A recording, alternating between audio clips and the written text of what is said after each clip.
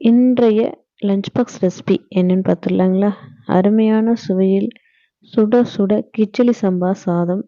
இந்த சாதம் வந்து ரொம்ப பொழுன்னு சூப்பராக வந்திருந்ததுங்க. இந்த பச்சைப்பயிர் குழம்புக்கு கிச்சடி சம்பா சாதத்துக்கு அவ்வளோ ஒரு ருசியாக இருந்தது. இந்த மண் பாத்திரத்தில் வந்து இந்த பச்சைப்பயிர் குழம்பு செய்கிறப்போ அந்த மண் மணமும் இந்த பச்சைப்பயிரும் சேர்த்து அவ்வளோ ஒரு மணமாக இருக்குது. கூட கொஞ்சம் நெய் சேர்த்து சாப்பிட்டோம்னா அவ்வளோ ஒரு ருசியாக இருக்குங்க.